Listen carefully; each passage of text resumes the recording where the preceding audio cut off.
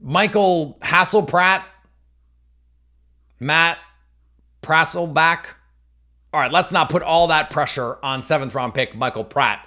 But Maddy Hudak, who the sideline reporter for the Tulane Green Wave, joins us on the show today to talk about Michael Pratt's journey to the Green Bay Packers.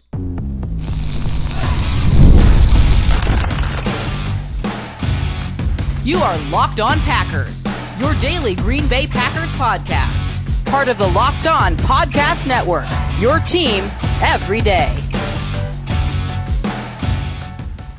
You are Locked On Packers, part of the Locked On Podcast Network, your team every day. I'm Peter Bukowski, and I cover the Packers for The Leap, a newsletter I would love for you to subscribe to. Follow me on Twitter, Peter_Bukowski. Follow the podcast on Twitter, Locked On Packers. Like us on Facebook. Subscribe to the podcast, iTunes, Spotify, Google Podcasts.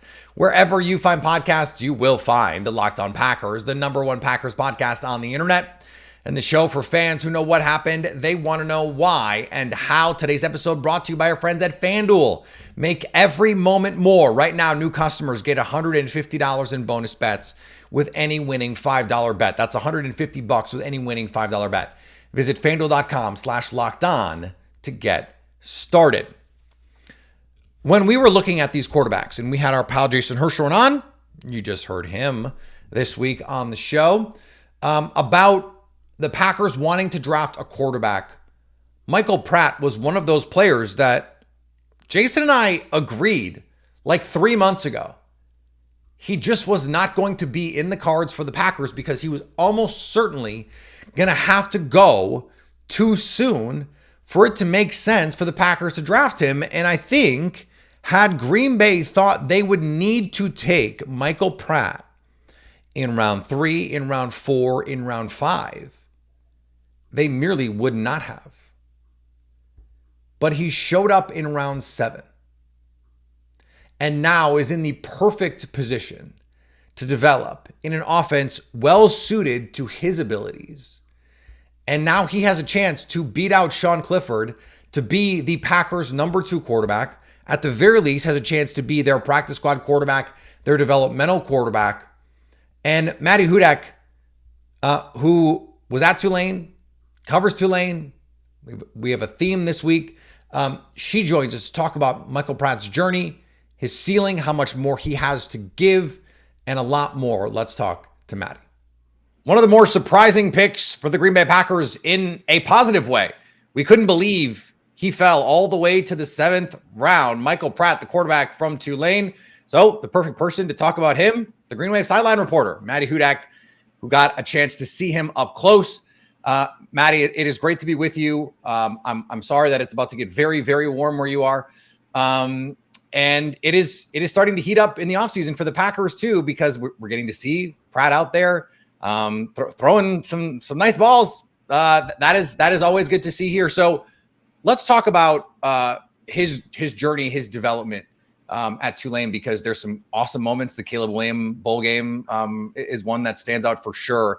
But when did you first notice him and be like, oh, okay, like let me keep an eye on this?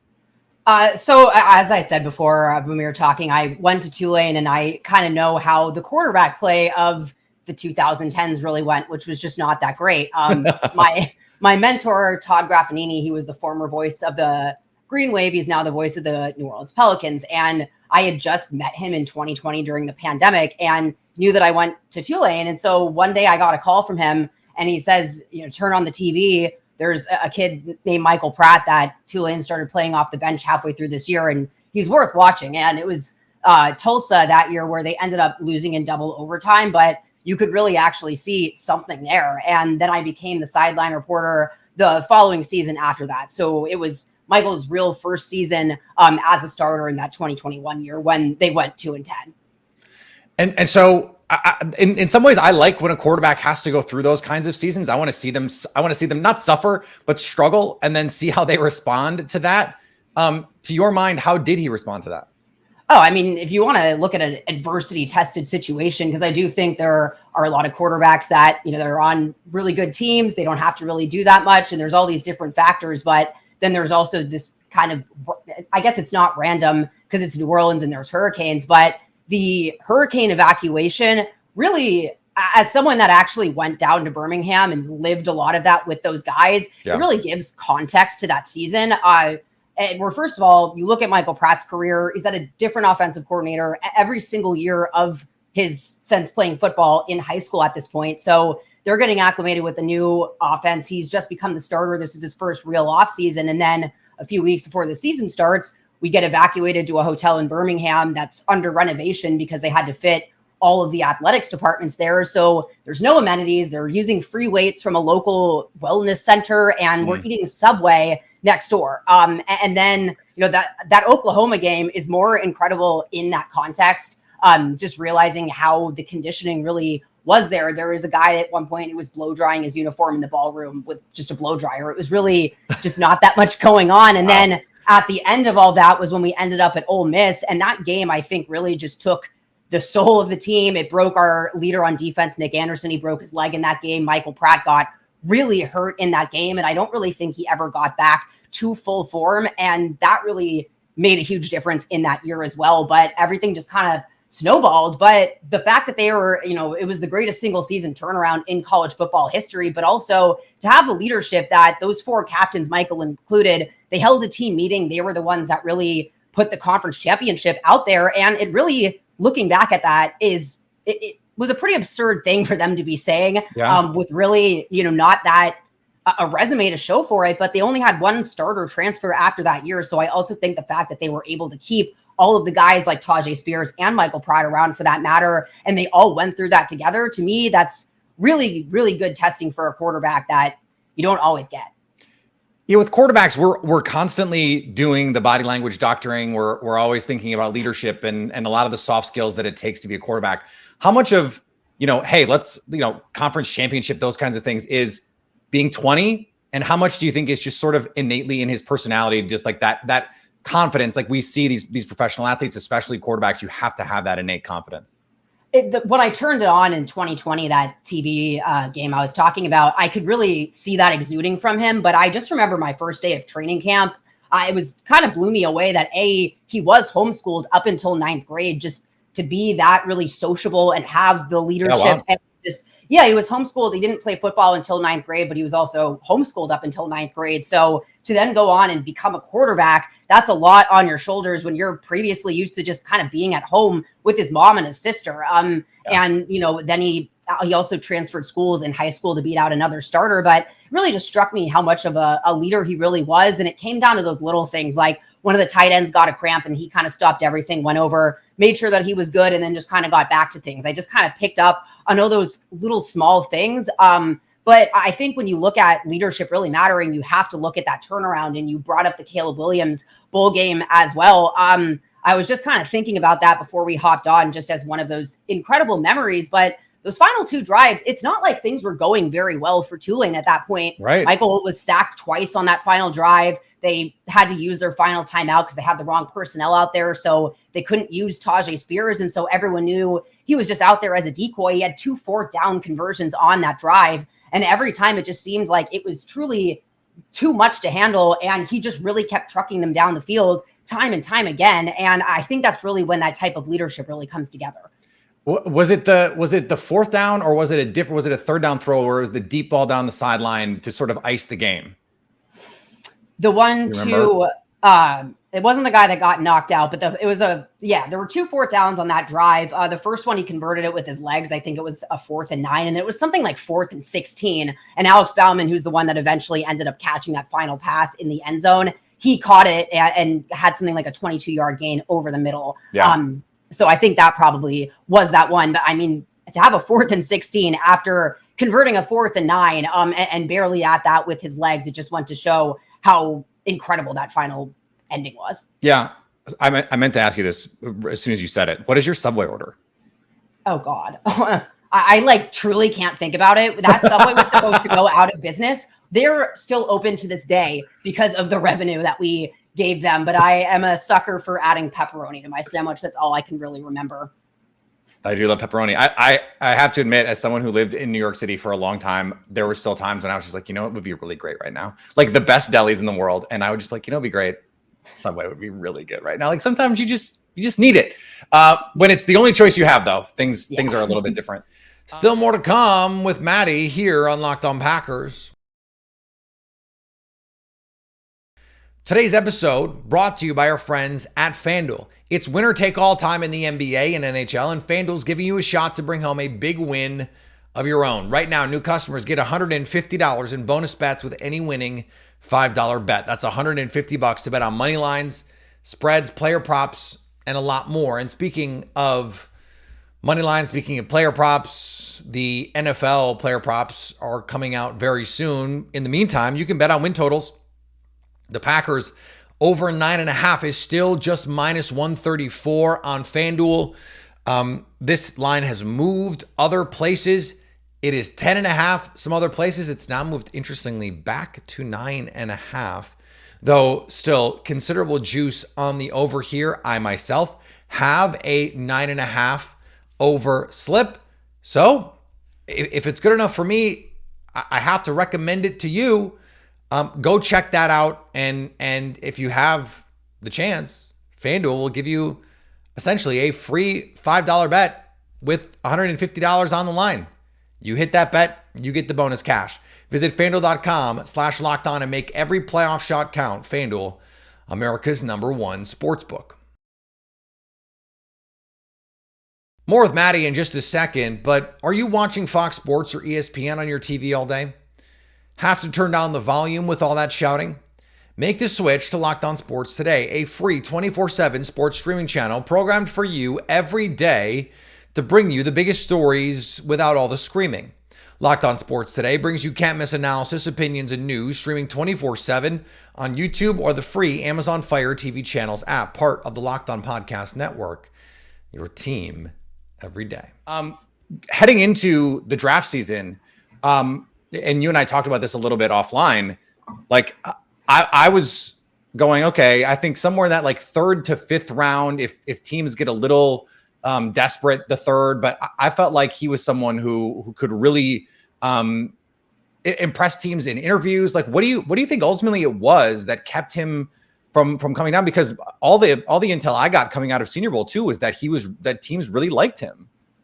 Yeah, I mean, I did too. And I'll admit the fall to me was surprising. And I still am trying to kind of figure it out, perhaps. But I don't really think that there was anything, that we don't know about. To me, I kind of just look at the way that trends go in the draft. The draft to me is such a fascinating study of human beings that are all operating in their own bubbles, but all on top of each other at the same time. And I just think that insane quarterback run in the first round, it showed all of those teams' hands, but then it allowed, I think, the other teams to say, okay, well, the guys that needed quarterbacks, they've already really done that already. So we can sit back and kind of wait. And I think that a lot of teams struggle to evaluate quarterbacks. I think a lot of teams have, we're getting there in terms of looking at factors like him being from a G5 school. And I think sometimes there are teams that if there's someone like a Spencer Rattler sitting on the board from an SEC program, are they going to go out on a limb and select the guy from, a G5 with some lower competition over him? And I know it all comes down to what teams like and teams fit, but I always think about, if Bo Nix hadn't gone in that round, if the Michael Penix thing hadn't happened, would Spencer Rattler have gone earlier? I am almost inclined to think yes. And then in which case, I think Mike probably goes a little sooner as well. And there were some odd choices after the Spencer Rattler pick, like the Jets, for example, just because you have an injured quarterback and then you have a guy coming off an injury. I was just surprised at the amount of teams that actually need a quarterback, like the Giants to me, that didn't take a swinger in the 7th round. It was really, and the Raiders, these are guys that I think it's saying a lot to be that comfortable with your quarterback room when, for me, I also thought that the fact that there were so many quarterback injuries last year, teams might think about the fact that they should probably have a filled out room, especially with the, them really relaxing that 3rd quarterback rule. I was really surprised that he fell, but I was really pleasantly surprised that he ended up with the Packers, because I think usually when you're at that point in the draft, you're a throwaway. And I think that he really wasn't. And that is probably only unique to the Packers and maybe a few other teams. Yeah, I mean, I think you can add a couple other teams to this list too. Like, why, if you're the Steelers, would you not take a chance on him? The Seahawks, the Raiders are such a good call. I hadn't even thought of them. Like, who's playing quarterback for them? Is it going to be Gardner Minshew? Like, come on. You mentioned the Packers as a good landing spot. This is something else we also talked about offline a little bit. It seems like a great opportunity for him. What do you think stylistically, like just the Packers part of this aside, if you were going to say, okay, let's plop him into an NFL system that's going to best maximize his skill set, what are they asking him to do? I think he's very good at reading defenses, taking what it gives him and getting the ball out quickly if he can. I know there are some comments about his arm strength. To me, I don't really think that there is that much of an issue with his arm strength. I think that sometimes, he's not going to be able to throw some Josh Allen type balls, but he can execute lengthy enough ones that he's not going to limit an offense. But I think a lot of guys are afraid to throw over the middle of the field and just take those kind of quick outs to the running back. And for me, the term system quarterback, it's so poorly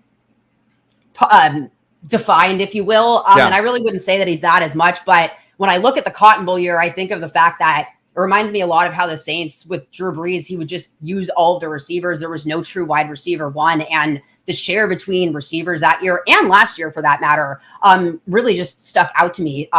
So really just kind of, again, getting the ball out quickly, using his legs a little bit. I think that his knee injury probably hindered Tulane's offense in that aspect last year. But if you go back, you look at like the UCF games, the Cincinnati games from that 22 year and the Cotton Bowl for that matter, just some quick play action passes. He started to show just a little bit more of an ability to throw on the run using his legs. I know that doesn't really get you that far in the NFL, but just a little more comfortability throwing on the run. I think that he's a lot more mobile than he gets credit for, especially when it comes to those key 3rd and 4th down situations where you just need a few.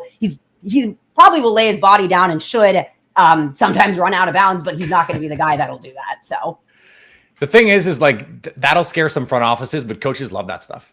Like, and the players love that stuff. When that happens, you see the guys, they are fired up on the sidelines, like those kinds of things. Those are galvanizing moments for teams too. And he sort of strikes me, even just watching, I'm going full body language doctor here, but even just watching the phone call that he got when he was being drafted to the Packers, it's just like totally unfazed by it. Like this is the biggest moment of his life. He's in the pool. He's just like, I'm in the pool, I'm hanging out, like, okay, cool. And then like, I'm sure he just went right back in the pool hanging out because like that just seems like the sort of personality that he has. Yeah, I mean, he's just really a super laid back guy, genuinely such a good person, really, really just outgoing. And again, it just continues to surprise me. That's Jordan Love too, by the way. I think they're going to be a perfect fit together. Yeah, I think that it's just such a good room. It's really fascinating how young it is to me as well. You don't really see that often in the NFL at this point. There's usually some type of veteran presence in there, but you consider that for Jordan Love, but playing wise, I mean, he has a year of playing experience, I think at this point. So that to have a 2nd-year guy in there as well, and then have kind of a younger head coach, I just think that it's a good situation. And it's one that you probably can actually work off one another and information share in a different way than having some 10-year veteran in there with, a totally young guy behind him. Still more to come here on Locked On Packers.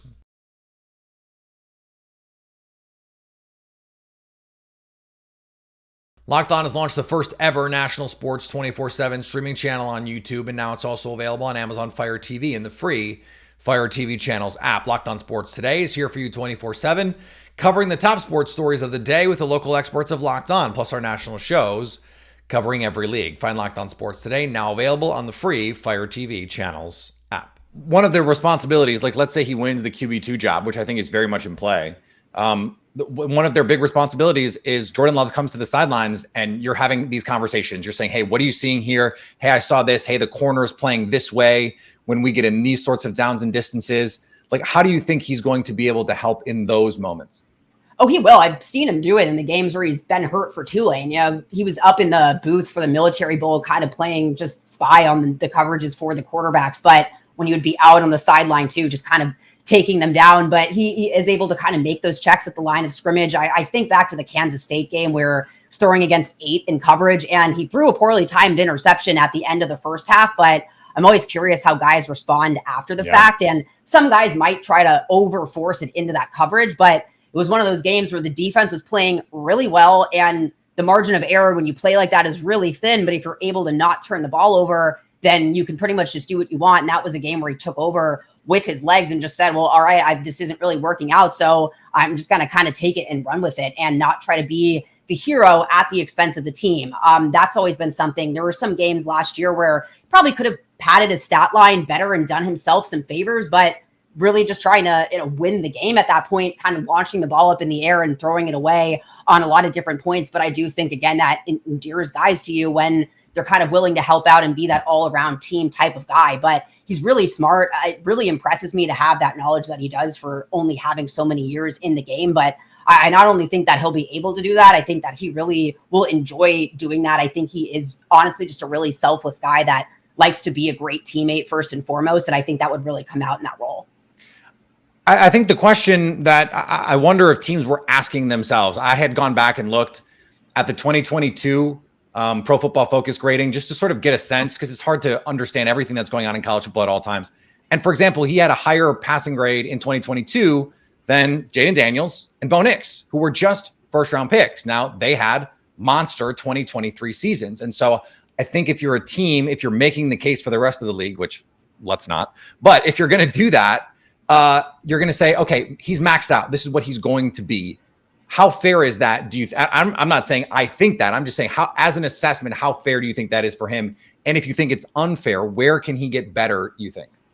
I think that last year was just, it made it hard to evaluate just because he was hurt for the first half of the year. And you look back at how he was in that South Alabama game, and then just that very odd karate kick that he did in the air that really just kind of caused some issues that year. And then, that Ole Miss game kind of going away, you might have been able to see something at that point, but then the wide receiver room for Tulane just got absolutely decimated the second half of the year. Wide receivers 1, 2, 3, 4 going down to the point where the championship game, there were guys on the scout team that were out there taking some snaps. So I don't really think it's fair to say that he's reached his full potential when I don't think anyone was really going at a full speed last year on Tulane's offense. So I think that, the offense in 2022 is just a little more explosive, and you'd like to see him kind of just build off of that a little more. I said before he could get the ball out quickly. Sometimes I do think he has just a tendency to sit back in the pocket. I think he needs to step up in it just a little bit better sometimes and get used to that pressure, but he's also going to get hit in a preseason game and very quickly feel a different body feeling than he's going to get than what he did in college, and probably will learn to assess pressure a lot more smartly at that point. But I don't really think he's reached his potential, because last year was, to me, just kind of an overall wash offensively speaking, except for that first game in the FAU game towards the end of the year. I think fans are going to be really excited to see him in the preseason. We're always excited to see backup quarterbacks. There's the old joke in college football that no one's more popular on a college campus than the backup quarterback. And because Jordan Love is the guy now, what else do you have to be excited about with quarterbacks other than let's see Sean Clifford and Michael Pratt battle it out? What should Packer fans be looking for? What should they be watching in the preseason when we finally get a chance to see him in live action? I think you're really going to get a sense of his poise. I think back to the Senior Bowl and the difference between the practice and the game, which there's so many reasons why it does not go well in the game. But I also think it's very hard to just put quarterbacks in for one drive here and there and get any type of sense of a rhythm going. But I think when he's able to kind of stack those things, you'll really get a sense of his competitive toughness and his poise. And I think that's really something that you could see in a practice setting. You saw it in Mobile where he would take guys aside and really taking that one-on-one time with him. But especially knowing the type of competitor he is, I know he's going to be playing every snap in that preseason game like it's the championship game, to be honest. And so I think fans will like that he just goes, to me, he reminds me a lot of Dan Campbell as a player for him in terms of just kind of wanting to bite off people's kneecaps. Sometimes, again, scary at the quarterback position, but he learned how to slide last year, and, smart aggressive is what he's going for. I love it. I don't know that I've ever heard anyone compare a quarterback of any kind to Dan Campbell, but now I'm intrigued even more by that. I love it. Maddy, thank you so much. Where can people find and follow what you're doing? Sure. I was about to say Twitter. I'm going to keep saying it, but I know it's still Twitter X. To me. That's fine. Yeah, it's at Maddy Hudak _94. And I post my Before the Whistle episodes on YouTube, Apple, Spotify, but they're all linked on X. You'll split the difference. That's fine. That's fine. We'll give Elon just this little URL. this one time. Elon, you're welcome. And Maddy, thank you. All right. Thanks to Maddy for joining the show. Incredible to talk to her. She is pals with our friend Ross Jackson over at Locked On Saints. Our friend Jake Madison over at Locked On Pelicans. So there is a really fun New Orleans group down there. And I can't wait to go for Super Bowl. Can't wait to see those peeps, to hang out and have a lot of fun in New Orleans. And it's not going to be like as crazy hot as it's about to get down there right now. We're back tomorrow. Much more here on Locked On. We're going to talk Tyron Hopper tomorrow.